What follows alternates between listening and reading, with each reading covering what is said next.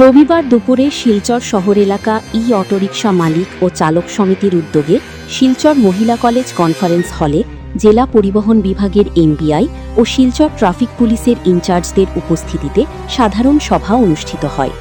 সমিতি কর্মকর্তারা অতিথিদের গলায় উত্তরীয় পরিয়ে সম্মান জানান। সভায় ট্রাফিক ও পরিবহন বিভাগের কর্মকর্তারা শহরে অটোরিকশার অতিরিক্ত চলাচলের কারণে সৃষ্টি হওয়া যানজট ও ট্রাফিক আইন বিষয়ক পরিস্থিতি নিয়ে বিস্তারিত আলোচনা করেন। সমিতির সদস্যরা জানান, শহরের ভেতরে যাত্রী সংখ্যার তুলনায় অটোরিকশার সংখ্যা বেড়ে যাওয়ায় তাদের আয় কমে গেছে এবং ফাইন্যান্সের মাসিক কিস্তি পরিশোধে সমস্যা হচ্ছে।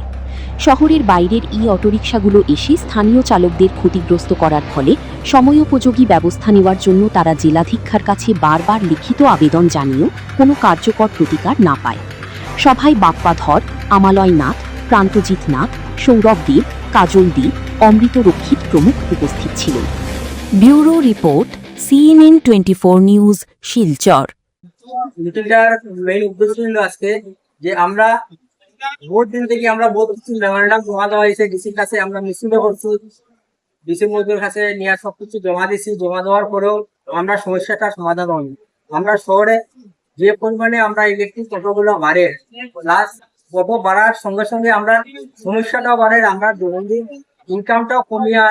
এখন আপনার গাড়ি চালাইতে গেলে বহুত ড্রাইভারও আছে যারা রুলস এন্ড রেগুলেশন মেনটেন না করিয়া গাড়ি চালান, এতেও আমরা সমস্যা হয়। এখন দেখা যায় আমরা শহরে প্যাসেঞ্জার থেকে গাড়ি বেশি হয়ে গেছে, ওই পরিস্থিতিতে আমরা ইনকাম একদম কমে গেছে। প্রায় দৈনন্দিন আমরা ইনকাম 300 টাকা 400 টাকা এরকম করি, আমরা না গাড়ির ইনস্টলমেন্ট দিতে পারি আর না ঘর সংসার চালাইতে পারি। আমরা খুব কষ্ট। ওইসব বিষয় নিয়ে আজকে কিছু আলাপ আলোচনা হয়েছে।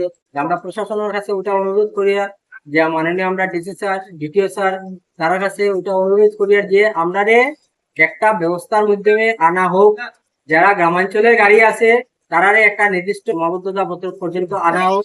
আমরা টাউনের ভিতরটা আমরা চলতে দেওয়া হোক।